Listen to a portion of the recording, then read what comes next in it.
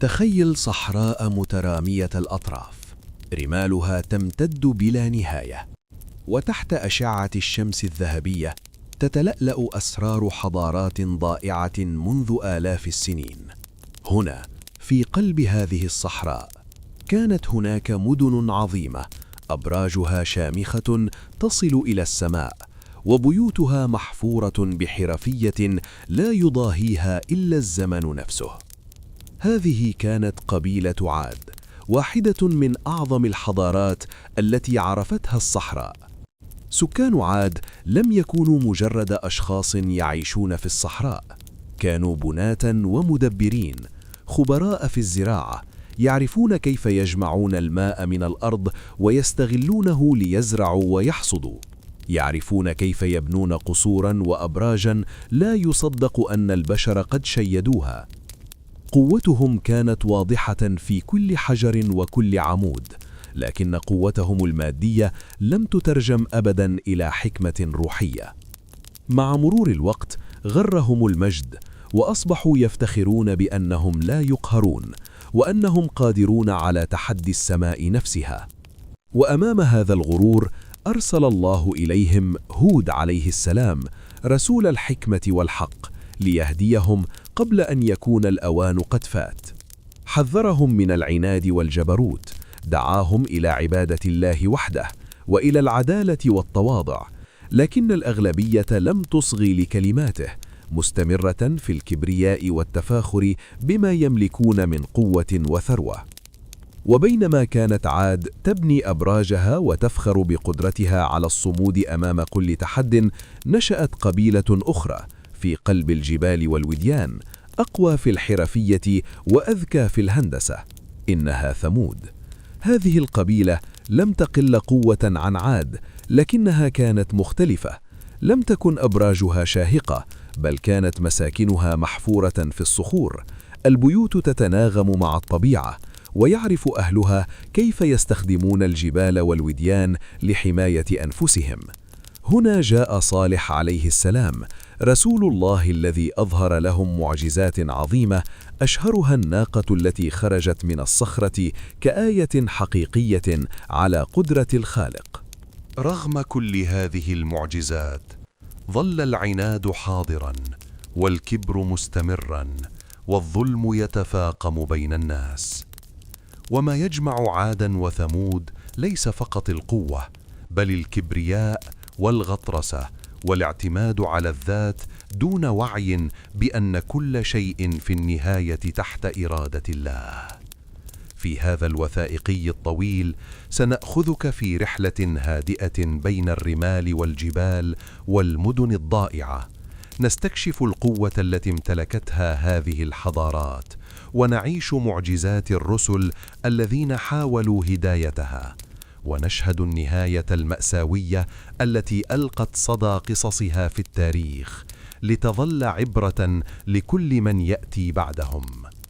استعد للغوص في عالم عاد وثمود، عالم من القوة والكبرياء والشجاعة والتحذير، عالم يجمع بين التاريخ والأسطورة، ويأخذنا في رحلة هادئة عبر عصور مضت، لتكون قصتهم ليست مجرد حدث بعيد، بل درساً خالداً يهمس لنا في كل لحظة من صمت الصحراء.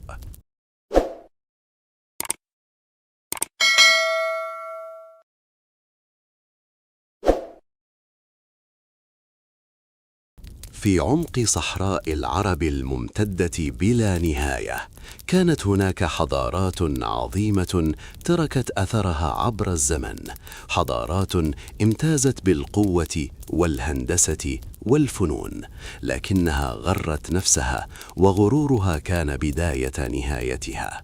من بين هذه الحضارات تبرز قبيلة عاد وثمود، اللتان تعدان من أعظم القبائل القديمة، ودرساً خالداً في القوة والكبرياء والعدل الإلهي.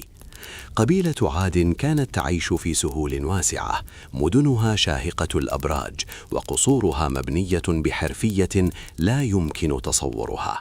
سكان عاد كانوا خبراء في الزراعة، يعرفون كيف يستخرجون المياه من الأرض وكيف يحصدون المحاصيل في بيئة قاسية، ويستغلون الموارد الطبيعية بكفاءة مذهلة. كانوا أذكياء في الصناعة، ماهرين في الحرف، ويعرفون كيف يبنون القصور والأبراج التي تتحدى السماء، فكل مبنى يعكس قوة الإنسان وإبداعه. لكن القوة المادية لم تترجم إلى حكمة روحية، ولم تجعلهم متواضعين أمام الله. فمع مرور الوقت غمرهم الغرور، وبدأوا يفتخرون بما لديهم، معتقدين أنهم لا يقهرون، وأن المجد الدنيوي يكفي لحمايتهم من أي عقاب سماوي. ووسط هذا الغرور أرسل الله إليهم هود عليه السلام ليهديهم ويذكرهم بالحق. ظهر هود في وقت كان العناد قد انتشر في قلوب كثير من أبناء عاد، ومع ذلك كان من يستمع إليه ويصدق رسالته قليلا جدا. دعاهم إلى عبادة الله وحده، إلى العدل، إلى التواضع، وإلى ترك الأطرسة والظلم، محذرا من أن العاقبة ستكون وخيمة إذا استمروا في عنادهم. ولكن الأغلبية استمروا في كبريائهم، يرفضون التغيير ويستهزئون برسول الله، معتقدين أن قوتهم ومجدهم يكفيان لهم ليبقوا في أمان. في الوقت نفسه نشأت قبيلة أخرى بعد عاد، وهي ثمود، التي تميزت بالفن والمهارة في بناء البيوت والمساكن الصخرية، مستفيدة من الجبال والوديان لحماية نفسها. كانوا أذكياء جدا في الهندسة والبناء، يحفرون البيوت في الصخور ويجعلونها ملاذا آمنا، لكنهم وقعوا أيضا في فخ الكبرياء والغطرسة مثل أسلافهم من عاد. أرسل الله إليهم صالح عليه السلام رسول الحق، الذي جاء ليهديهم ويذكرهم بقدرة الله. أظهر لهم معجزات عظيمة، أبرزها الناقة التي خرجت من الصخرة كآية واضحة على قوة الخالق وعظمة قدرته. رغم هذه المعجزة التي لم يسبق لها مثيل، واجه صالح عليه السلام عناد الأغلبية من قومه، الذين رفضوا التواضع واستمروا في الظلم والتعدي على حقوق الآخرين، مع أن بعضهم استجاب للدعوة وآمن بالله حق الإيمان. ما يربط بين عاد وثمود ليس فقط القوة والمهارة، بل الغطرسة والاعتماد على النفس دون احترام لقوانين الله. فقد كانت كل واحدة منهما تتفاخر بقدرتها على الصمود أمام الطبيعة والأعداء، لكنها نسيت أن كل شيء في النهاية تحت إرادة الله وحده. في هذا الجزء الأول رأينا بداية الحضارات العظيمة، القوة التي امتلكتها قبيلة عاد في سهول الصحراء، والحرفية الهندسية لبني ثمود في الجبال والصخور. كما تعرفنا على رسل الله هود وصالح الذين جاءوا ليهديان هذه القبائل قبل أن يحل بهم العقاب، وواجهوا تحديا كبيرا في إيصال الحق لقوم غارقين في الغرور والعناد. الأجزاء القادمة ستغوص أكثر في تفاصيل الحياة اليومية في عاد وثمود، مظاهر الكبرياء والغطرسة، قصص الرسل والمعجزات، وكيف بدأت العقوبات الإلهية تتجلى في نهاية هذه الحضارات العظيمة لتكون عبرة لكل الأجيال القادمة. في صمت الصحراء وبين الرمال الممتدة والجبال الصامدة تبدأ رحلة طويلة ومؤثرة، رحلة قوة وغرور، رحلة رسل ومعجزات، رحلة عاد وثمود، حضارات عظيمة تركت بصمة لا تمحى، تروي لنا اليوم دروسا خالدة عن القوة والعدل والاعتدال في كل زمان ومكان. بعد أن أسسنا الصورة الأولى لحضارة عاد، دعونا نغوص أعمق في تفاصيل حياتهم، قوتهم، غرورهم، وما واجهوه قبل نزول العقاب الإلهي. قبيلة عاد لم تكن مجرد أناس يعيشون في الصحراء، بل كانت حضارة متكاملة.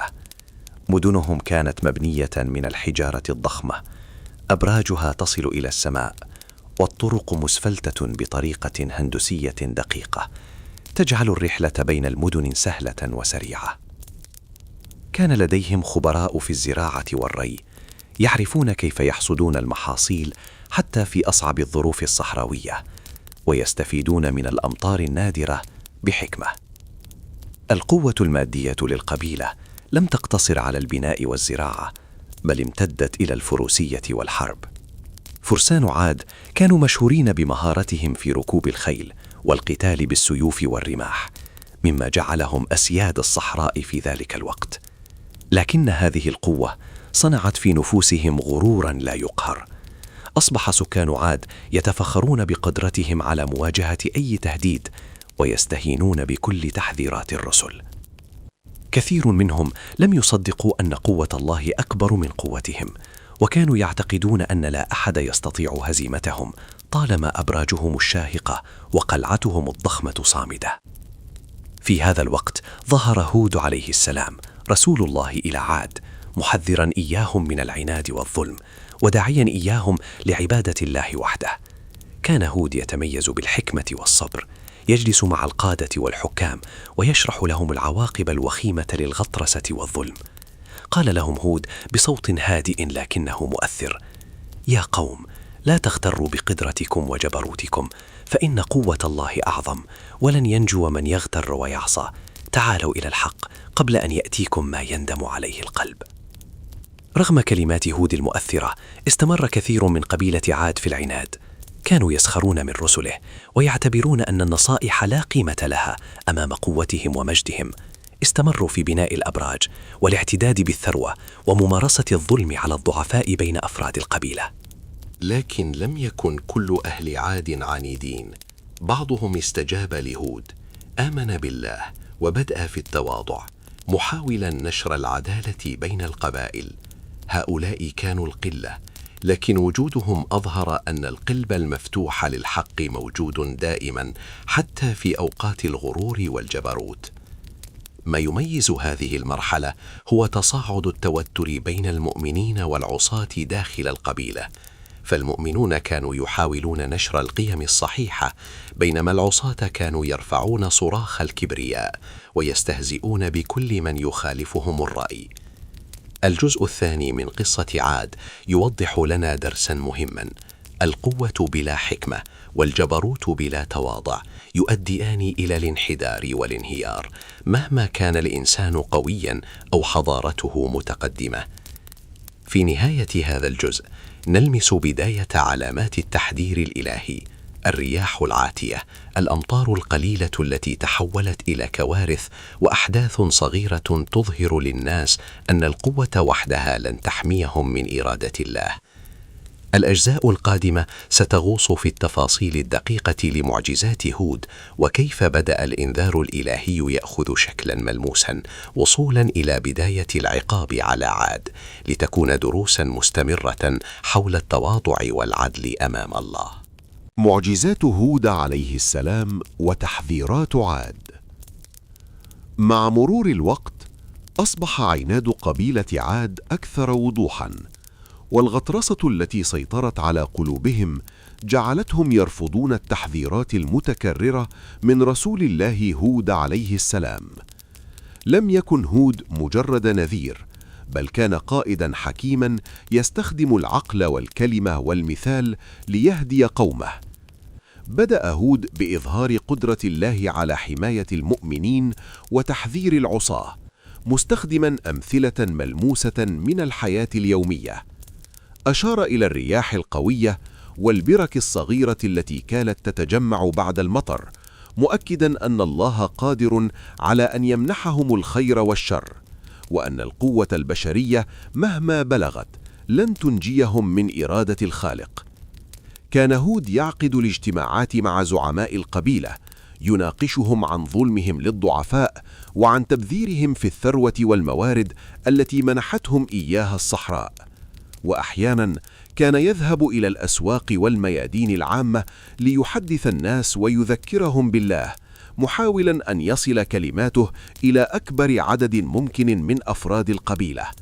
لكن كما هو متوقع، واجه مقاومة شديدة. كان الأغلبية من عاد يستهزئون به ويعتبرون كلامه مجرد تحذيرات فارغة لا قيمة لها أمام مجدهم وقوتهم. قالوا في صخبهم: نحن أسياد هذه الأرض، أبراجنا شاهقة وقلعتنا منيعة، فما حاجة لنا بمن يأتينا بالتحذير والكلام. على الرغم من ذلك لم يتوقف هود عن دعوته. استمر في إظهار معجزات الله: الرياح التي تحمي المؤمنين وتضر العصاة، والنباتات التي تنمو في أماكن غير متوقعة كرمز لقدرة الله على منح الحياة أو الحرمان، والأمطار التي كانت تنزل في غير وقتها لتكون تذكيراً بأن كل شيء تحت إرادة الخالق. كانت هذه المعجزات بمثابة رسائل حية لكل من أراد أن يرى الحق، لكنها أيضاً كانت اختباراً لصبر العصاة، فكل معجزة كانت تقابل بالسخرية من الأغلبية، لكنها كانت تزيد المؤمنين إيماناً وطمأنينة. في هذه المرحلة بدأ بعض أفراد القبيلة الذين كانوا مترددين يظهرون استعدادا للاستماع، وبدأوا يتبعون هود في أعمال الخير، محاولين نشر العدالة بين الناس والرحمة للضعفاء. هذا التفاوت بين المؤمنين والعصاة خلق جوا من التوتر داخل القبيلة، حيث أصبح المؤمنون مجموعة صغيرة وسط أغلبية عنيدة، لكنها كانت كافية لترك أثر مستمر في القلوب. وهنا يظهر درس مهم: المعجزات ليست فقط قوة خارقة، بل رسالة وسلوك وأداة هداية. القوة الحقيقية ليست في البناء أو الفروسية، بل في الاستجابة للحق والتواضع أمام الله. ومع استمرار العناد بدأت تظهر علامات الإنذار الأكبر، فالرياح التي كانت سابقا مجرد رسائل بدأت تصبح أعنف، وتحول الظلام إلى رادع، حتى بدأ الأغلبية يشعرون ببعض القلق، لكن كبرياءهم منعهم من التوبة الحقيقية. في نهاية هذا الجزء نرى أن هود عليه السلام لم يمل، واستمر في دعوته بالصبر والموعظة الحسنة، مؤكدا أن الوقت لا يزال متاحا لمن أراد الهداية، وأن نهاية عاد لن تكون إلا بعد أن يثبت الله أن القلب قد تمادى في الكبر والعصيان. بعد أن استمر عناد قبيلة عاد ورفض الأغلبية التوبة والاستجابة لدعوة هود عليه السلام، بدأت تظهر علامات التحذير الإلهي بشكل أكثر وضوحاً. لم تعد المعجزات مجرد رسائل أو علامات خفية، بل بدأت تتحول إلى تحذيرات محسوسة في الطبيعة نفسها. أول هذه العلامات كانت الرياح العاتية. في البداية كانت الرياح مجرد قوية نسبياً، تهز الأشجار وتثير الغبار في الأسواق والميادين، لكنها سرعان ما أصبحت رياحاً شديدة لا تتحملها المباني، وتفعل أضراراً في كل مكان. كانت الرياح تتحدى الأبراج الشامخة والقلاع المنيعة التي اعتاد أهل عاد على الاعتماد عليها، لتظهر لهم أن لا شيء يحميهم من قوة الله. أما المطر فقد بدأ يظهر في غير أوانه، أحياناً يهطل بغزارة ويغرق الأراضي الزراعية التي كانوا يعتمدون عليها، وأحياناً لا يهطل إطلاقاً، مما يهدد المحاصيل ويجعل الموارد شحيحة. كل هذه الظواهر كانت رسائل واضحة للناس، لكنها لم تحدث أي تغيير في قلوب الأغلبية من العصاة. في هذه المرحلة بدأ هود عليه السلام يحذر قومه من عواقب استمرار العناد. كان يصف لهم الخراب الذي سيحل بهم إذا لم يتوبوا، ويحذرهم من أن الكبرياء والاعتداد بالقوة لن ينجيهم من العقاب. لكنه لم يكتفي بالكلام، بل أصبح يوضح لهم الآيات الكبرى في الطبيعة، ليجعل كل حدث محسوسا وملموسا. الرياح العاتية التي تقتلع الأشجار وتحطم القلاع، الأمطار الغريبة التي تغرق الحقول، الظلال الداكنة التي تغطي المدن والسهول، وكأن الطبيعة نفسها تحذرهم من المصير الوشيك. رغم كل هذه العلامات، استمر كثير من عاد في السخرية والاستهزاء. كانوا يقولون: هذه الرياح ليست إلا نسيما عابرا، وهذه الأمطار مجرد تقلبات طبيعية، ولن تمس قوتنا ولا أبراجنا. لكن المؤمنين الذين استجابوا لهود شعروا بالطمأنينة والحماية، مؤمنين بأن الله معهم، وأن كل شيء يحدث وفق حكمته وعدله. في هذا الجزء نرى حقيقة العناد البشري أمام الإنذار الإلهي، كيف يمكن للقوة المادية والهياكل العظيمة أن تضل الإنسان عن الحق، وكيف أن الكبرياء يجعل القلب صعبا على التوبة. عاد لم يفهم أن كل ريح وكل مطر غريب وكل ظاهرة طبيعية كانت تذكيرا يوميا بأن الحياة ليست ملكهم وحدهم. ومع تصاعد الرياح والأحداث بدأت تتحرك بعض القلوب بين الناس. المؤمنون بدأوا يحذرون غير المؤمنين ويحاولون أن ينقلوا لهم الحكمة والدرس من العلامات الطبيعية، لكن الأغلبية بقيت في غطرستها متمسكة بقوتها متجاهلة كل التحذيرات، وهذا ما جعل نهايتهم محتومة مقدرة وشيقة للملاحظة التاريخية. بداية الدمار. الرياح العاتية تعصف بقبيلة عاد. مع استمرار عناد قبيلة عاد ورفض الأغلبية الاستجابة لدعوة هود عليه السلام، بدأت الطبيعة نفسها تتحول إلى أداة للعقاب الإلهي. لم تعد الرياح مجرد هبات عابرة أو ظواهر طبيعية، بل أصبحت قوة مدمرة غير مسبوقة تهز الأرض والسماء معا، وتختبر صبر الإنسان وعقله أمام قدرة الخالق. في البداية كانت الرياح قوية، تقذف الغبار والرمال في الأسواق والحقول، وتزعج الناس الذين لم يكونوا قد فهموا بعد أن هذه العلامات هي رسائل واضحة من الله. مع مرور الأيام اشتدت الرياح وأصبحت لا تقهر، تقذف الحجر والأخشاب وتقتلع الأشجار من جذورها، وتدمر البيوت والهياكل التي بناها أهل عاد بفخر وكبرياء. كانت الأبراج الشاهقة التي كانوا يفتخرون بها والتي اعتقدوا أنها تحميهم من أي خطر تهتز وتتصدع أمام قوة تتجاوز كل قدراتهم. المشهد كان مهيبا ومرعبا في الوقت نفسه، إذ بدأت المدينة تظهر هشاشتها أمام قوة تتجاوز كل قدراتهم. كانت الرياح لا تعرف هواده، فتتحرك كما لو كانت قوة ذكية تحدد من سينجو ومن سيهلك. المؤمنون الذين استجابوا لهود وجدوا الحماية في إيمانهم، بينما الأغلبية من العصاة بدأوا يشعرون بالخوف لأول مرة، لكن الكبرياء منعهم من التوبة الحقيقية. مع الرياح العاتية بدأت الأمطار الغريبة والفيضانات الصغيرة تهطل في أماكن غير متوقعة، تغمر الحقول والطرقات وتزيد من صعوبة الحياة. الأراضي التي كانت مصدر رزقهم أصبحت تهدد وجودهم، والأبنية التي طالما اعتبروها حصونا منيعة بدأت تنهار تدريجيا تحت قوة الطبيعة.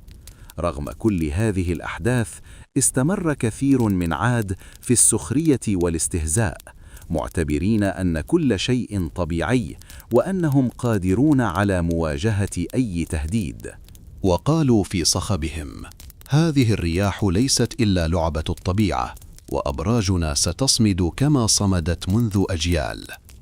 لكن الدروس كانت واضحة لمن أراد أن يراها. القوة المادية بلا حكمة والكبرياء بلا تواضع تجعل الإنسان عاجزا أمام إرادة الله. كانت الرياح تحرك الغبار والرمال بشكل يجعل كل شيء يبدو وكأن السماء والأرض تتحدان لإظهار الحقيقة، والحق لا يختفي مهما حاول الإنسان تجاهله. كان هود عليه السلام يستمر في توجيه الناس، يذكرهم بالرحمة والعدل، ويحذرهم من استمرار الغطرسة، مؤكدا أن الله لا يظلم أحدا، لكنه يري كل قلب عنيد عواقب أفعاله. المؤمنون بدأوا يحصنون بيوتهم البسيطة ويساعدون بعضهم البعض، فيما الأغلبية وجدت نفسها في مواجهة قوة أكبر من أي بناء أو سلاح يمتلكونه. في هذا الجزء يظهر بوضوح كيف أن البداية الحقيقية للعقاب الإلهي ليست مجرد حدث واحد، بل سلسلة متصاعدة من التحذيرات والدمار الجزئي، تهيئ الأرض والسماء لتصبح مسرحا لنهاية الحضارة الغافلة. الرياح العاتية لم تكن مجرد ظاهرة طبيعية، بل رسالة قوية وعبرة للبشر. لا قوة في الأرض أو السماء تضاهي قوة الخالق، ولا مجد بشري يبقى دون تواضع وإيمان. تصاعد الدمار. العناد يواجه قوة الطبيعة. مع استمرار الرياح العاتية والظواهر الطبيعية الغريبة، بدأ الدمار يزداد بشكل واضح على قبيلة عاد. لم تعد هذه الرياح مجرد رسائل أو تحذيرات، بل أصبحت قوة مدمرة تكاد تقضي على كل ما بناه البشر بفخر وكبرياء. الأبراج الشاهقة التي كانوا يفاخرون بها بدأت تنهار، وتطايرت الحجارة في كل اتجاه، مسببة رعبا شديدا بين الناس، خصوصا بين أولئك الذين ظلوا عنيدين في كفرهم وعنادهم. الحقول والمزارع التي كانت مصدر رزقهم بدأت تذبل أو تغمر بالمياه الغريبة، مما جعل المحاصيل تتلف، وزاد القلق بين السكان. الأهالي الذين لم يؤمنوا بعد بقدرة الله وجدوا أنفسهم عاجزين أمام قوة لم يسبق لهم مواجهتها. كانوا يحاولون الصمود بأساليبهم القديمة، لكن الرياح لم تترك لهم أي مكان آمن، وبدأت الملاجئ تنهار واحدا تلو الآخر. بينما المؤمنون الذين استجابوا لهود عليه السلام شعروا بالطمأنينة والحماية، واستمروا في الاعتماد على الإيمان والصبر. كانوا يعلمون أن كل حدث يحدث وفق إرادة الله، وأن ما يحدث هو اختبار وإظهار للحكمة الإلهية. أما الأغلبية من العصاة فبدأ الرعب يتسلل إلى قلوبهم. أصبح الخوف واضحا على وجوههم، لكن الكبرياء منعهم من التوبة، فظلوا يقولون فيما بينهم: هذه مجرد ريح عابرة، سنصمد كما صمد أجدادنا، مع أنهم يشعرون داخليا بأن القوة التي كانوا يعتمدون عليها لم تعد كافية. ومع تصاعد الدمار ظهرت الآثار النفسية والاجتماعية على المجتمع. العائلات انفصلت، الأطفال والرضع كانوا في خطر دائم، والمسنون لم يجدوا ملاذا آمنا. بدأت المجتمعات الصغيرة داخل المدن تنهار، وأصبح من الصعب على أي شخص الحفاظ على تماسكه أو حياته اليومية. في هذه المرحلة كان هود عليه السلام يواصل دعوته، يحذر القلوب المتبقية ويحث المؤمنين على الصبر، مؤكدا أن النجاة ليست في القوة البشرية، بل في اتباع الحق والإيمان بالله. لقد أصبح الدمار درسا حيا لكل من لم يفهم الرسالة، وعبرة لا يمكن تجاهلها. كانت الرياح العاتية تتحرك وكأنها قوة ذكية تختبر صبر الإنسان وتكشف قلبه الحقيقي. كل حجر يسقط وكل سقف ينهار كان بمثابة تذكير أن الكبرياء والعناد لا ينجوان من إرادة الله. ومع كل هذا بدأ المؤمنون يلاحظون أن الصبر والإيمان يحميانهم، وأن الحياة رغم الرعب والفوضى تستمر لأولئك الذين يتبعون الحق. هذا الجزء يظهر بوضوح أن العقاب الإلهي ليس مجرد حدث خارجي، بل اختبار حقيقي للقلوب. الرياح، الأمطار، انهيار الأبنية، كلها وسائل لإظهار قدرة الله وتحذير الإنسان من الغرور والكبرياء. مع استمرار هذا التسلسل من الأحداث، كانت اللحظات القادمة ستشهد تحول الدمار إلى قوة لا يستهان بها، تضرب كل من تمادى في العناد، وتترك أثرا خالدا في التاريخ، لتصبح قصة عاد عبرة لكل الأجيال القادمة. ذروة الدمار، الرياح العاتية تحسد العصاة.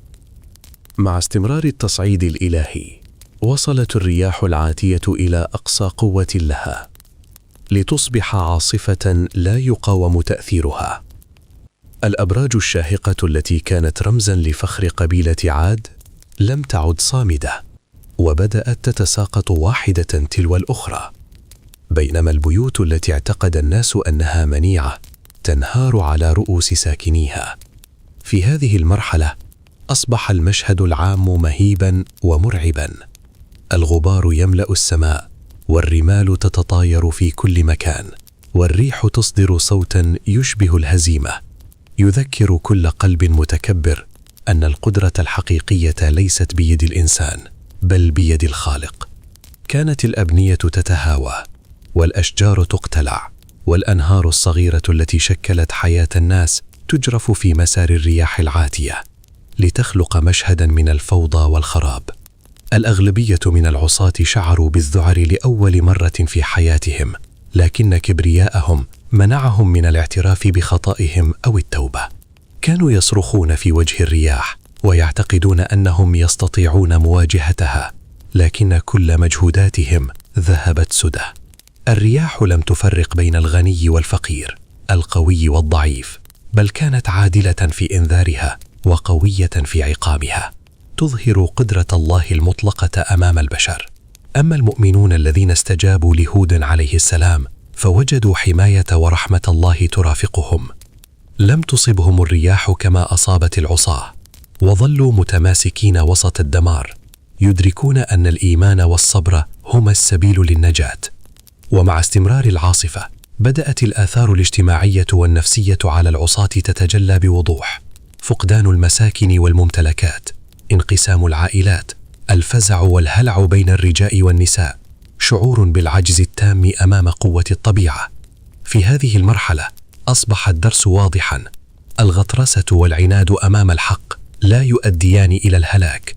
الرياح العاتية لم تكن مجرد ظاهرة طبيعية، بل كانت وسيلة لإظهار الحق وتوبيخ العصاة الذين رفضوا التواضع والاستجابة لدعوة هود عليه السلام.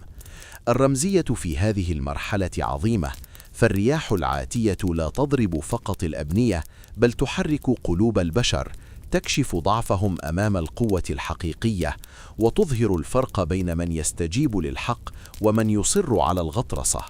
وسط هذه الفوضى بدأ بعض العصاة يدركون حجم الخطأ الذي ارتكبوه، لكن الكبر منعهم من اتخاذ خطوة التوبة الحقيقية، فكانت النهاية الحتمية لهم أمام قوة لا يمكن مقاومتها. الجزء السابع يوضح بشكل جلي أن ذروة الدمار ليست نهاية الأحداث فقط، بل درس حقيقي لكل قلب متكبر، وأن القوة البشرية مهما عظمت لا تقارن أبدا بإرادة الله وحكمته. بعد أيام طويلة من الرياح العاتية التي لم تتوقف، وصلت قوة الطبيعة إلى مرحلة الانهيار الكامل. المدن التي بناها أهل عاد بأيديهم والتي اعتبروها حصونا منيعة أصبحت مركبات من الحجارة المتطايرة والغبار الكثيف. الأبراج الشامخة انهارت على نفسها، والقصور التي كانت رمزا للقوة والثراء أصبحت ركاما بلا حياة.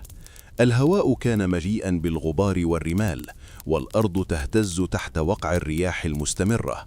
كانت الأصوات المحيطة تشبه صرخة الطبيعة نفسها، تعلن أن الكبرياء والعناد لن ينجو من إرادة الله. الناس الذين استمروا في التكبر وجدوا أنفسهم عاجزين تماما، والموت أصبح قريبا لا محالة لكل من رفض التوبة. الحقول والمزارع التي كانت سبب قوة قبيلة عاد ومصدر رزقهم غمرتها الرياح أو قضت عليها الأمطار الغريبة، وأصبح من المستحيل على أي إنسان أن يستعيدها. كل شيء كان يختفي أمام قوة لا تقاوم، وتتحول الحضارة التي كانت مثالا للقوة والإبداع إلى ركام وصمت مؤلم. بينما المؤمنون الذين استجابوا لهود عليه السلام وجدوا في إيمانهم ملاذا وطمأنينة، كانوا يحتمون بالله ويستمدون قوتهم من صبرهم، في حين أن الأغلبية من العصاة كانوا ممزقين بين الخوف واليأس والكبرياء، لا يعرفون إلى أين يتجهون أو كيف ينجون. التأثير النفسي والاجتماعي كان هائلا. الأسر تفقد مساكنها، الأطفال يبكون بلا مأوى، الرجال يشعرون بالعجز أمام قوة الطبيعة، النساء والرضع في خطر مستمر، كل شيء حولهم يتحطم. هنا يظهر الدرس الأوضح: كل ما يقدمه الإنسان من قوة ومجد دنيوي يبقى هشا أمام إرادة الله. ما بنوه بأيديهم واعتبروه حصنا منيعا لم يكن إلا اختبارا لقلوبهم واختبارا لقدرتهم على التواضع والاعتراف بالحق. وفي خضم هذا الانهيار استمر هود عليه السلام في دعوته، مذكرا المؤمنين بالصبر، وأن النجاة لا تأتي إلا بالالتزام بالحق والإيمان بالله. المؤمنون كانوا يتجولون بين الركام، يساعدون بعضهم بعضا ويحاولون الحفاظ على القيم التي آمنوا بها، بينما العصاة غرقوا في الدمار واليأس. هذا الجزء يظهر بوضوح أن قوة الطبيعة هي انعكاس لقدرة الله على إنذار البشر، وأن الكبرياء والعناد يقودان دائما إلى الهلاك. المدن التي كانت شاهقة، الأبراج التي اعتقد الناس أنها لا تقهر، كل ذلك أصبح عبرة خالدة لكل من يظن أن القوة البشرية تكفي لمواجهة الحق الإلهي. مع استمرار الرياح العاتية والأمطار الغريبة، وصل الدمار إلى أقصى مداه، وبدأت آثار العقاب الإلهي تتضح بشكل كامل. المدن التي كانت مهيبة وعظيمة في الماضي صارت ركاما متساقطا بلا حياة. الأبراج الشاهقة التي كانت رمزا للقوة والهيبة انهارت، والقصور التي اعتبرت حصونا منيعة أصبحت أنقاضا تشهد على غرور بشر ضل طريقه. الناس الذين استمروا في العناد وجدوا أنفسهم عاجزين تماما أمام قوة الطبيعة. الرعب أصبح حاضرا في كل زاوية، والأطفال والرضع يبكون بلا مأوى، والنساء تحاول حماية صغارها بلا جدوى. الرجال الذين كانوا يعتمدون على القوة والسلاح شعروا بالعجز التام أمام الرياح التي تقذف كل شيء في طريقها. الأبنية تنهار، الأشجار تقتلع، والطرق التي كانت مزدهرة في السابق أصبحت مسارات من الرمال والحجارة المتطايرة، لا يستطيع أي أحد المرور بها بسهولة. الغبار أصبح كثيفا إلى درجة أن الشمس لم تعد تظهر بوضوح، والأصوات المحيطة تحولت إلى صرخة الأرض نفسها، تعلن أن الكبرياء والعناد لا ينجوان من إرادة الله. الرياح كانت تعصف بكل شيء، تهز الأبنية الثقيلة وتحرك الرمال في موجات عالية، كأنها قوة ذكية تختبر صبر الإنسان وقلبه قبل أن تحكم عليه. في هذه اللحظات الحرجة ظهرت الآثار النفسية والاجتماعية على سكان عاد بوضوح. الأسر فقدت مساكنها، وكان الأطفال في خوف دائم، يبكون بلا طعام أو مأوى. الرجال شعروا بالهزيمة والعجز بعدما ظنوا أنهم أسياد الأرض. النساء حاولن حماية أبنائهن في ظل الفوضى، لكن الرياح كانت أشد من أي حماية بشرية. الأغلبية من العصاة أصبحت قلوبهم غارقة في الرعب واليأس، بينما بعضهم بدأ يندم متأخرا، لكنه لم يجد أي سبيل للنجاة. أما المؤمنون الذين استجابوا لهود عليه السلام فقد وجدوا حماية الله وطمأنينته ترافقهم. كانوا يتحركون بحذر بين الركام، يساعدون بعضهم بعضا، ويحرصون على الحفاظ على قيمهم ومبادئهم وسط الدمار. الصبر والإيمان أصبحا سلاحهم الوحيد، والاعتماد على الله جعلهم أكثر ثباتا وسط الفوضى. الرسالة التي تركتها هذه المرحلة من الأحداث واضحة جدا. الغرور والعناد أمام الحق يقودان دائما إلى الهلاك، بينما التواضع والإيمان بالله هما السبيل للنجاة. ما بناه البشر من أبراج وقصور أصبح عبرة خالدة، وما اعتبروه حصونا منيعة أصبح مجرد ذكرى أمام إرادة الله التي لا تقهر. النجاة. المؤمنون يمرون بالكارثة. مع استمرار الرياح العاتية والأمطار الغريبة، كان الدمار على أشده، والخراب يطال كل زاوية من مدن عاد.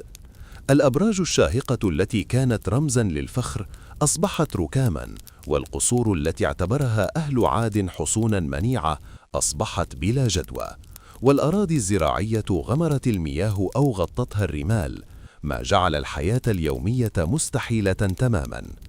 في هذه الأثناء كان المؤمنون الذين استجابوا لهود عليه السلام يعيشون تجربة مختلفة تماما، تجربة صبر وإيمان وعون إلهي. المؤمنون الذين اتخذوا الإيمان كحصنهم وهدوء القلب كدرعهم بدأوا يستشعرون رحمة الله تحيط بهم. كانوا يتحركون بحذر بين الركام، يحاولون حماية بعضهم بعضا ويساعدون من استطاع النجاة. كان الصبر والإيمان يمدهم بالقوة وسط الفوضى ويمنحهم الطمأنينة، بينما الأغلبية من العصاة كانوا يغرقون في الخوف واليأس. النجاة لم تكن مجرد حظ أو مصادفة، بل كانت نتيجة الاستجابة للهداية المبكرة واعتماد المؤمنين على الحق. فقد بنوا ملاجئ بسيطة واحتموا في أماكن مختفية عن قوة الرياح، وحافظوا على بعض الموارد المتاحة للبقاء. كانوا يتخذون خطوات محسوبة بعيداً عن الفوضى، ويراقبون الرياح والعوامل الطبيعية ليعرفوا أين يتجهون ومتى يحتمون. في هذه المرحلة بدأت تظهر الحكمة الإلهية في النجاة. الرياح لم تمس المؤمنين كما فعلت بالعصاة، ليظهر التمييز بين من استجاب لله ومن تمادى في العناد. الدروس والعبر أصبحت واضحة: التواضع أمام الخالق، الصبر والاعتماد على الله يحققان النجاة، بينما الكبرياء والهلاك يوجدان معا. البيئة المحيطة كانت مرعبة، مع الغبار الذي يغطي السماء، والرمال التي تتحرك في موجات ضخمة، والأصوات المدوية للأبنية وهي تنهار. لكن المؤمنين كانوا كأنهم في عالم آخر، مدعومين بالسكينة والهدوء الداخلي. كانوا يشاهدون المشهد دون أن يرهقهم الرعب، مؤمنين أن كل خطوة يقومون بها تحت حماية الله، وكل حركة محسوبة تساعدهم على النجاة. وبينما كان الأغلبية من العصاة يغرقون في اليأس، كان المؤمنون يتحركون بروية وحكمة. كانوا يوجهون الأطفال والنساء والأكبر سنا إلى ملاجئ آمنة، ويهتمون بالطعام والماء المتاح، ويحرصون على الحفاظ على حياتهم وسط هذا الخراب الهائل. كل فعل صغير أصبح له قيمة كبيرة، وكل حركة محسوبة كانت سببا في النجاة. في هذه اللحظات ظهر الدرس بوضوح: النجاة ليست مجرد الحظ أو القوة الجسدية، بل هي اتباع الحق، التحلي بالصبر والتوكل على الله. الإيمان كان الدرع الذي حمى المؤمنين من الرياح العاتية والدمار الشامل، وجعلهم يعيشون وسط الفوضى بسلام داخلي. هذا الجزء يظهر بشكل جلي أن النجاة لا تكون إلا لأولئك الذين يسمعون ويستجيبون للهداية، بينما الهلاك مصير من تمادوا في العناد والكبرياء. المؤمنون عبروا الكارثة بأمان، وحافظوا على حياتهم ومبادئهم، ليكون الدرس الحي للأجيال القادمة عن قوة الإيمان والصبر أمام أقصى الابتلاءات. بعد الكارثة، دروس المؤمنين وتأملاتهم. بعد أن مرت الرياح العاتية والأمطار الغريبة، وبعد انهيار الأبراج والقصور، وجدت قبيلة المؤمنين الذين استجابوا لهود عليه السلام أنفسهم في عالم جديد، عالم خال من العناد، لكنه مليء بالدروس والعبر. وسط الدمار والفوضى جلسوا مع بعضهم البعض يتأملون ما حصل، يفكرون في حكمة الله وعظمته، ويتذكرون التحذيرات التي سبقت هذه الأحداث. كان المشهد حولهم مهيبا ومرعبا في الوقت نفسه.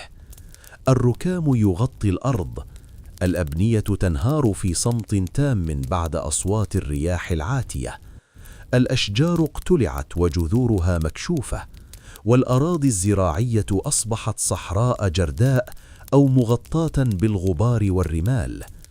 كل شيء كان يذكر المؤمنين بقدرة الله المطلقة وبأهمية التواضع أمامه. رغم الدمار الكبير، كان المؤمنون يشعرون بالسلام الداخلي والطمأنينة. فقد عرفوا أن ما حدث كان امتحاناً، وأن استجابتهم للهداية كانت سبب نجاتهم. بدأوا يتحدثون مع بعضهم البعض عن الدروس المستفادة، أن الكبرياء والعناد يؤديان دائما إلى الهلاك مهما امتلك الإنسان من قوة أو ثروة، أن الاستماع للحق والاستجابة للدعوة الإلهية هو السبيل للحماية والنجاة، أن الصبر والهدوء والثقة بالله يمكن أن يحمي الإنسان من أشد الابتلاءات. كان الأطفال يشاهدون الدمار من حولهم، لكنهم كانوا محميين بين أحضان المؤمنين الذين شرحوا لهم بطريقة هادئة وبسيطة أن كل ما حصل كان درساً كبيراً لكل من لم يفهم الحق في الوقت المناسب.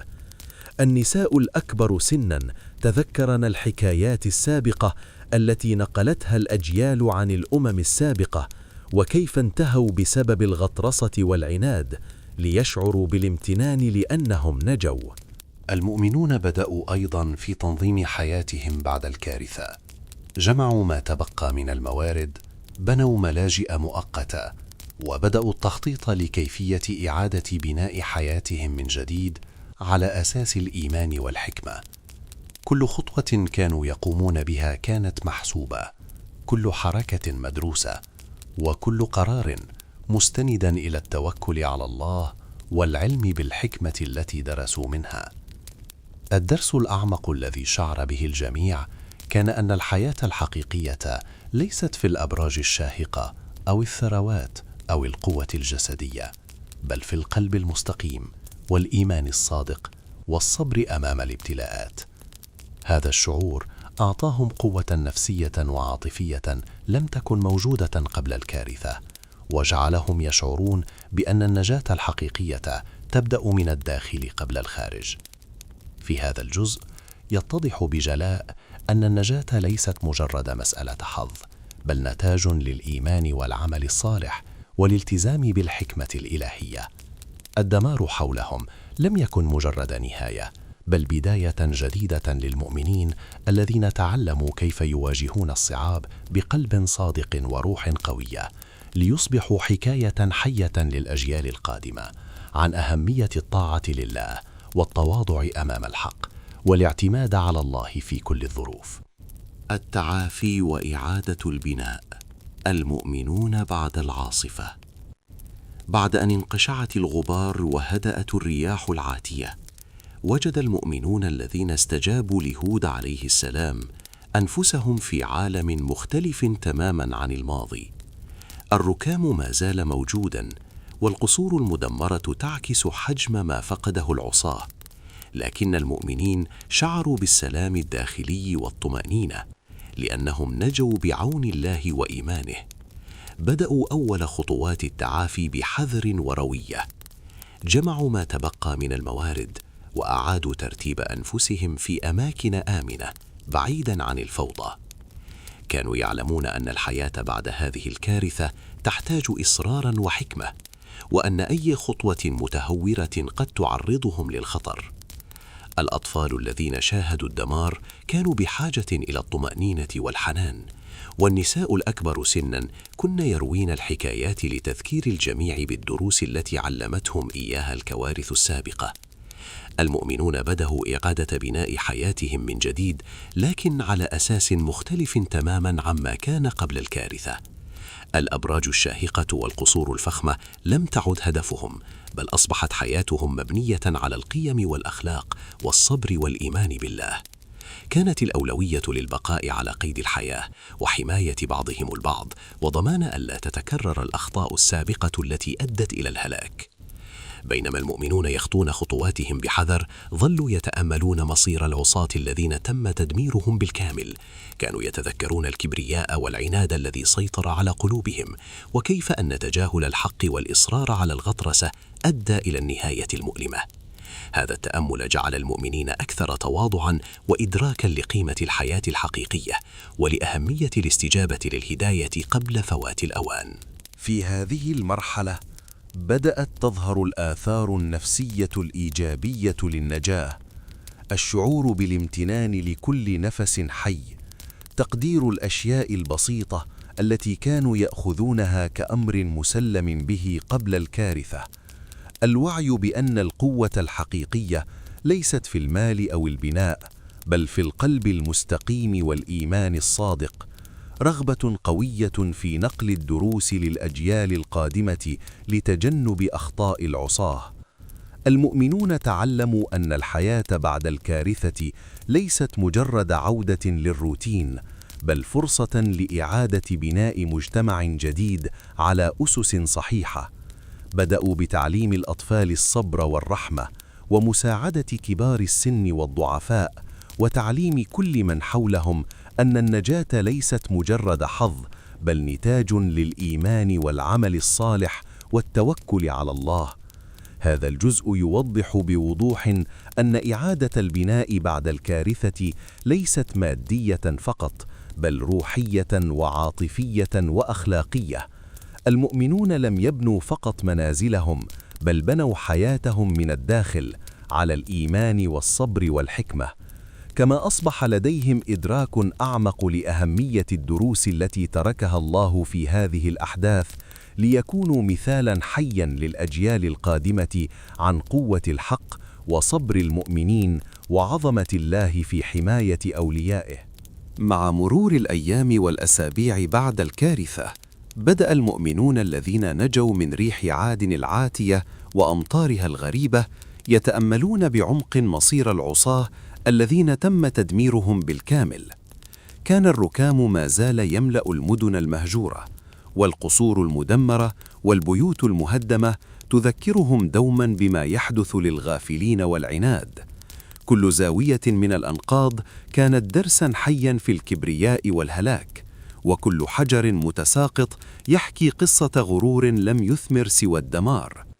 المؤمنون جلسوا معا يتبادلون الحكايات والتجارب، ويستخلصون العبر الكبرى من الأحداث الماضية. كانوا يتحدثون عن الكبرياء الذي جعل العصاة يظنون أنهم قادرون على مواجهة الطبيعة والقوة الإلهية، وعن غفلتهم عن دعوة هود عليه السلام، وعن الصبر الذي ميز المؤمنين وحماهم من الهلاك. في كل حديث كان يتجلى درس واضح: لا قيمة لأي قوة بشرية أمام إرادة الله. الأبراج الشاهقة والقصور الضخمة التي كانت رمزاً للفخر والثراء لم تعد موجودة، والأنقاض حولهم كانت شهادة على أن النجاة ليست في المال أو القوة أو العظمة الظاهرية، بل في القلب المستقيم والطاعة لله. المؤمنون أيضاً بدأوا يشعرون بتأثير الكارثة على النفس البشرية، شعور عميق بالامتنان لكل نفس حية، وعي بالقيمة الحقيقية للأشياء البسيطة التي كانوا يأخذونها كأمر مسلم به قبل الكارثة، إدراك أن الحياة لا تقاس بالمباني الشاهقة أو الثروات، بل بالأمان الداخلي والإيمان والثبات على المبادئ. هذا التأمل جعل المجتمع الجديد الذي بدأ المؤمنون في تأسيسه أكثر تماسكاً وحكمة. لقد أدركوا أن الأخطاء التي ارتكبها العصاة كانت بمثابة دروس حياتية يجب أن تنقل للأجيال القادمة. أصبح لديهم اهتمام أكبر بتعليم الأطفال الصبر والرحمة وحماية الضعفاء، وبتعزيز القيم التي تحفظهم من الوقوع في الكبرياء والغطرسة.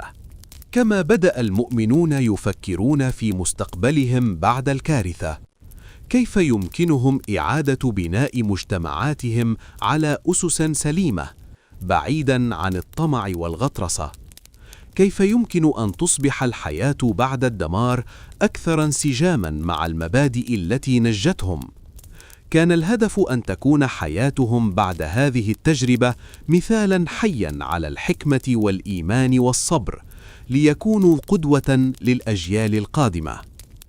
الجزء 13 يوضح بجلاء أن النجاة بعد الكارثة ليست مجرد إعادة بناء مادي، بل إعادة بناء روحي وعاطفي ومجتمعي. كل درس من مصير العصاة أصبح محفوراً في قلوب المؤمنين، وكل تجربة صعبة مرت عليهم أصبحت سبباً في تقوية إرادتهم وتوضيح الطريق للآخرين لتجنب الغرق في الكبرياء والعناد. في النهاية، أصبح المجتمع الجديد أكثر حكمة وهدوءا وتواضعا، واعيا أن القوة الحقيقية لا تكمن فيما يظهر للعين، بل في القلب المستقيم والإيمان الصادق والتوكل على الله في كل الظروف. بعد أن مرت أيام الكارثة وانقشعت غبارها، بدأ المؤمنون الذين نجوا من الهلاك يشعرون بضرورة إعادة تنظيم حياتهم بالكامل. الركام حولهم كان تذكيرا دائما بما حدث، لكنهم لم يروا فيه مجرد خراب، بل فرصة لبداية جديدة مبنية على الإيمان والحكمة والتواضع. بدأت الخطوة الأولى بجمع ما تبقى من الموارد: الماء، الغذاء، والأدوات البسيطة للبقاء. كل شيء أصبح له قيمة كبيرة، وكل حركة محسوبة كانت تعكس حكمة المؤمنين وصبرهم على المصائب التي تجاوزوها. كانوا يعلمون أن أي خطوة متهورة قد تعرض حياتهم للخطر، لذا اعتمدوا على التخطيط والتعاون بين جميع أفراد المجتمع. في هذه المرحلة بدأ المؤمنون تنظيم المجتمع الجديد حول القيم الأساسية: العدالة والتكافل بين الجميع، حماية الضعفاء والأطفال وكبار السن، تعليم الصبر والرحمة للجميع، التأكيد على أن التواضع أمام الحق هو أساس الحياة السليمة. الأطفال كانوا يتعلمون من خلال الحكايات عن أحداث الماضي، وكيف أن العصاة ضلوا طريقهم بسبب الكبرياء والعناد. النساء الأكبر سناً كن يروين الدروس بحكمة، ليتمكن الصغار من فهم أن الحياة لا تقاس بالقوة أو المال، بل بالإيمان والأخلاق والتعاون. المؤمنون بدأوا أيضاً في بناء منازل بسيطة وملاجئ آمنة، بعيدة عن الطموحات التي كانت سبباً في سقوط العصاة. لم تعد الأبراج الشاهقة والقصور الضخمة هدفهم، بل أصبحت الحياة قائمة على السلام الداخلي والاستقرار النفسي والاعتماد على الله. في هذه المرحلة بدأ المؤمنون يدركون أن الكارثة علمتهم كيف يكون المجتمع متماسكاً ومتعاوناً. كل فرد أصبح مسؤولاً عن نفسه وعن الآخرين، وكل قرار يتخذه يهدف للحفاظ على الحياة وبناء مجتمع جديد على أسس سليمة. التأمل في مصير العصاة أصبح وسيلة لتذكيرهم دوما: الغرور والطمع يقودان إلى الهلاك، أما التواضع والإيمان فينقذان الأرواح ويمنحان السلام الداخلي. الجزء 14 يوضح بجلاء أن إعادة التنظيم بعد الكارثة ليست مجرد أعمال مادية، بل إعادة بناء اجتماعي وروحي وقيمي. المجتمع الجديد للمؤمنين أصبح مثالاً حياً على الحكمة، الصبر والاعتماد على الله، ليكون قدوة للأجيال القادمة ويضمن عدم تكرار أخطاء الماضي. في النهاية، أصبحت حياتهم بعد الكارثة أكثر هدوءاً واستقراراً، وبدأوا يشعرون بقيمة النجاة والإيمان وبتقدير كل نفس وكل يوم يعيشونه، مدركين أن القوة الحقيقية تكمن في القلب المستقيم والعقل الحكيم والإيمان الثابت. مع مرور الوقت بدأ المؤمنون الذين نجوا من الكارثة في إدراك أن إعادة بناء المجتمع لا يقتصر على الأبنية أو الموارد المادية، بل على إعادة بناء النفوس والعقول للأجيال القادمة. لقد أدركوا أن أطفالهم هم مستقبل هذا المجتمع الجديد، وأن ما يتعلمونه اليوم سيحدد مسار حياتهم غداً، سواء في الالتزام بالقيم أو الحذر من الوقوع في الكبرياء والغطرسة. بدأ المؤمنون بتنظيم جلسات تعليمية يومية للأطفال، يروون لهم قصص الأحداث الماضية بحكمة وهدوء، موضحين كيف أن العصاة ضلوا طريق الحق بسبب عنادهم وكبريائهم، وكيف أن الصبر والإيمان كانا سبب نجاة المؤمنين. كانت هذه القصص مزيجا بين التاريخ والدروس الروحية، تصقل العقول وتزرع في القلوب قيم الحكمة والرحمة والتواضع. كما ركز المؤمنون على التنشئة الاجتماعية، فتعلم الأطفال ليس مجرد قراءة وكتابة، بل فهم مبادئ التعاون، العدالة ومساعدة الآخرين. كان يشدد على أن القوة الحقيقية تكمن في حماية الضعفاء ورعاية الضعف ومشاركة الخير بين الجميع، وليس في السيطرة أو الكبرياء الذي كان سبب الهلاك للعصاة. النساء الأكبر سناً كن يلعبن دوراً أساسياً في نقل الحكمة عبر الحكايات اليومية. كن يحكين للأطفال عن الرياح العاتية، عن الأبراج الشاهقة التي انهارت، وعن الشعور باليأس الذي غمر العصاة، كل ذلك بأسلوب هادئ لكنه محفز على التأمل والتعلم. الأطفال كانوا يستوعبون الدروس ويشعرون بالأمان في الوقت نفسه، لأنهم تعلموا أن الالتزام بالقيم والإيمان بالله يوفر الحماية والطمأنينة. كما بدأ المؤمنون بتعليم أهمية التخطيط والحكمة في اتخاذ القرارات، فقد أدركوا أن النجاة لم تكن مجرد حظ، بل نتيجة الوعي بالحق، الصبر، واتخاذ خطوات محسوبة للحفاظ على حياتهم. كان كل درس عملياً ونفعياً، يساعد الأطفال على فهم العالم من حولهم، ويزرع فيهم القدرة على مواجهة الصعوبات بعقل هادئ وروح قوية. إضافة لذلك، أصبح التعليم وسيلة لتقوية المجتمع الجديد وربطه بالدروس السابقة.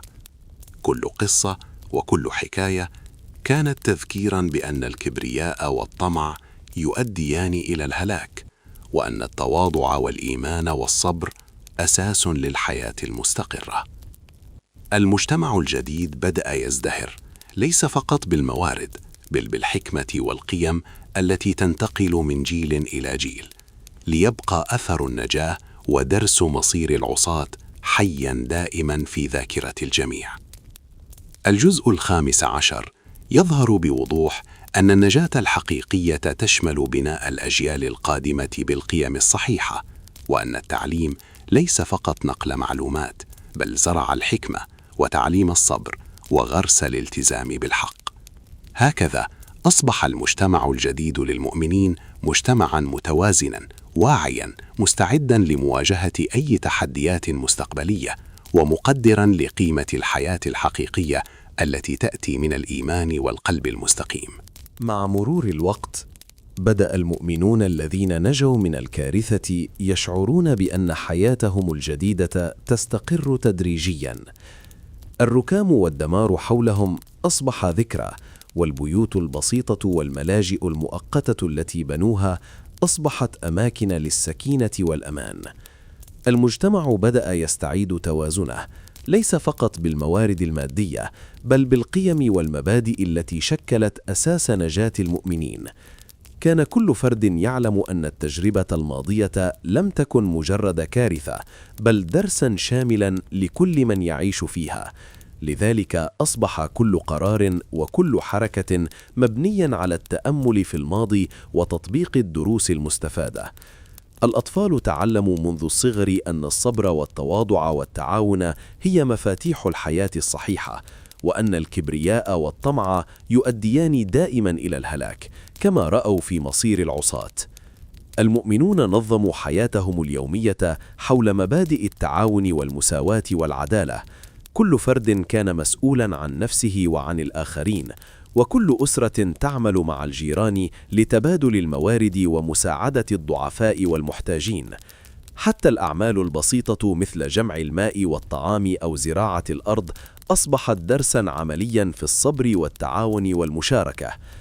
التعليم استمر في اللعب دوراً رئيسياً في الحياة اليومية. الأطفال يتعلمون ليس فقط القراءة والكتابة، بل فهم كيفية إدارة الحياة بحكمة وروية.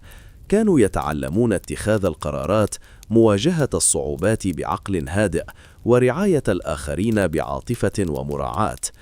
النساء الأكبر سناً كن يشرفن على تنمية القيم الأخلاقية بين الصغار، ويحرصن على أن تظل الحكايات والدروس السابقة حية في أذهانهن.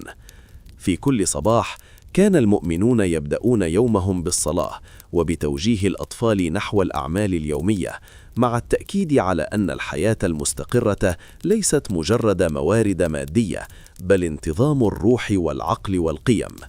كان التركيز على الاعتماد على الله واحترام القوانين الأخلاقية ومساعدة الآخرين والاعتدال في كل شيء. كما بدأ المجتمع الجديد يطور عادات جديدة تتوافق مع الدروس المستفادة: التعاون في الزراعة وجمع الموارد، تعليم الصبر على الصعوبات اليومية، إشاعة روح الرحمة والمساعدة بين الجميع، مشاركة المعرفة والخبرة المكتسبة من التجارب السابقة. الجزء 16 يظهر بوضوح أن استقرار المجتمع الجديد يعتمد على تطبيق الدروس الروحية والاجتماعية على الحياة اليومية. ما تعلموه من مصير العصاة أصبح جزءاً من حياتهم، كل فعل صغير يعكس فهمهم العميق للحق والصبر والإيمان والتواضع. المجتمع أصبح أكثر تماسكاً وأكثر قدرة على مواجهة أي تحديات مستقبلية، وبدأ يعيش بسلام داخلي حقيقي. في النهاية، أدرك المؤمنون أن النجاة الحقيقية ليست فقط في البقاء على قيد الحياة، بل في بناء مجتمع واع ومتوازن، قادر على نقل الحكمة والقيم للأجيال القادمة، مستفيداً من تجربة الماضي لتجنب أي خطأ مستقبلي. مع مرور السنوات بعد الكارثة، بدأ المجتمع الجديد للمؤمنين يواجه تحديات طبيعية واجتماعية جديدة. لم تعد الرياح العاتية تهددهم ولا الفيضانات المفاجئة، لكن الحياة اليومية كانت تحمل اختبارات جديدة: نقص الموارد أحياناً، الصعوبات في الزراعة، والحاجة إلى اتخاذ قرارات صعبة لضمان بقاء الجميع. المؤمنون أدركوا أن المحافظة على القيم المكتسبة من مصير العصاة هي المفتاح لمواجهة هذه التحديات. كل فرد في المجتمع أصبح أكثر وعياً بمسؤولياته: رعاية الأطفال، تعليمهم الصبر والتواضع، حماية كبار السن، والتعاون مع الآخرين لتأمين حياة كريمة للجميع. كان الإيمان والصبر والتعاون هما أدواتهم الأساسية للتغلب على أي صعوبة. في هذه المرحلة بدأت تظهر قوة المجتمع الجديد على أرض الواقع، فحتى عندما واجهوا أزمات في الغذاء أو المياه كانوا يتعاملون معها بهدوء وحكمة، يخططون مسبقاً ويبحثون عن حلول مشتركة بدلاً من التنازع أو الانقسام.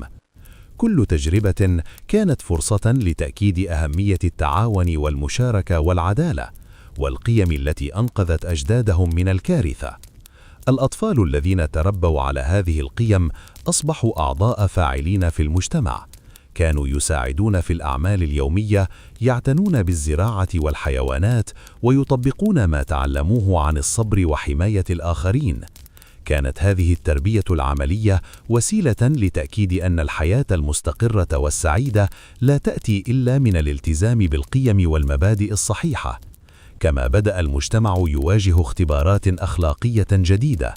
أحياناً كان البعض يغرى بالعودة إلى الكبرياء أو الطمع، لكن الدروس الماضية كانت حاضرة في أذهان الجميع.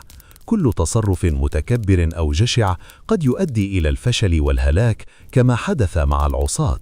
هذه التجارب عززت الترابط بين أفراد المجتمع وجعلتهم أكثر قوة على التمسك بالقيم حتى في وجه الإغراءات اليومية. الجزء 17 يوضح أن القيم المكتسبة من التجربة الأولى لم تكن مجرد دروس مؤقتة، بل أسساً لبناء مجتمع متين ومستقر. كل تحد كان اختباراً لمدى ثبات المؤمنين على المبادئ، وكل خطوة محسوبة كانت تؤكد أنهم لم يعودوا مجرد ناجين، بل أمة حية تتعلم من الماضي لتضمن مستقبلاً أفضل. في النهاية، أصبح المجتمع الجديد نموذجاً حياً على الثبات على القيم والإيمان والتعاون والتواضع. لقد أدركوا أن التحديات مستمرة، لكنهم مستعدون لها، ليس بالقوة الجسدية، بل بالحكمة والإيمان والصبر والتضامن. ليبقى هذا المجتمع مثالاً للأجيال القادمة على قوة الحق والنجاة من الهلاك. وصلنا إلى نهاية رحلتنا الطويلة مع قصة عاد وثمود، رحلة مليئة بالدروس العميقة والتأمل في قدرة الله وعبر النجاة والهلاك. بعد كل ما مرت به الأمم السابقة وبعد الدمار الذي لحق بالعصاة، أصبح المؤمنون الذين نجوا من الكارثة نموذجاً حياً للحكمة والصبر وقدرة الإنسان على إعادة بناء نفسه ومجتمعه على أسس صحيحة. في هذه المرحلة تأمل المؤمنون في كل ما مروا به، من الرياح العاتية والأمطار الغريبة إلى الركام الذي تركه الهلاك حولهم. لقد فهموا أن كل ذلك كان تحذيراً لكل من يغفل عن الحق أو يظن أن قوته وماله يحميه من القضاء الإلهي. كل حجر مهدوم وكل شجرة اقتلعت كان درساً، وكل قصة عن العصاة كانت تذكيراً بأن الكبرياء والطمع لا يؤديان إلا إلى الزوال. المجتمع الجديد أصبح أكثر نضجاً ووعياً. المؤمنون لم يعد هدفهم مجرد البقاء، بل بناء مجتمع متوازن قائم على التعاون والرحمة والعدل. تعلموا أن القوة الحقيقية ليست في المال أو المباني الشاهقة، بل في القلب المستقيم والعقل الحكيم والإيمان الصادق. كل قرار اتخذوه كان مبنياً على هذا الفهم العميق للحياة، وكل عمل يومي يعكس المبادئ التي نجت بهم وأثبتت صحتها. الأطفال الذين نشأوا في هذا المجتمع تعلموا الصبر، التواضع، التعاون وحماية الآخرين. أصبحوا يحملون في قلوبهم ذكريات الحكايات عن مصير العصاة، وهذه الذكريات لم تكن مجرد خوف، بل وسيلة لغرس الحكمة والوعي في كل جيل جديد. النساء الأكبر سناً كن يواصلن نقل الدروس عبر الحكايات اليومية لتظل الحكمة حية ومتجددة في أذهان الجميع. الدروس الكبرى التي خرج بها المجتمع الجديد يمكن تلخيصها في نقاط مهمة. الكبرياء والطمع يؤديان دائما إلى الهلاك، بينما التواضع والإيمان يجلبان النجاة. التعاون والمشاركة أساس المجتمع المستقر، وليس القوة الفردية أو السيطرة. الصبر والثقة بالله هما السبيل لمواجهة أي تحد، سواء كان طبيعياً أو اجتماعياً. التعليم والتنشئة على القيم الصحيحة هما حجر الأساس لبناء أجيال واعية ومستعدة لمواجهة المستقبل. في النهاية، أصبحت قصة عاد وثمود مرآة لكل من يسمعها، درساً خالداً عن الحق والباطل، وعن أهمية الاستجابة للهداية قبل فوات الأوان. المؤمنون الذين نجوا أصبحوا قدوة للأجيال القادمة، ليس فقط في النجاة من الكارثة، بل في العيش بحكمة وقلب صاف وعقل واع وروح متصالحة مع الحق. وهكذا تنتهي رحلتنا الطويلة في عالم عاد وثمود، رحلة من عناد ودمار إلى إيمان ونجاة، ومن الغرور إلى التواضع، لتظل الحكمة والعبرة حاضرة في كل قلب يتأمل في هذه القصة العظيمة.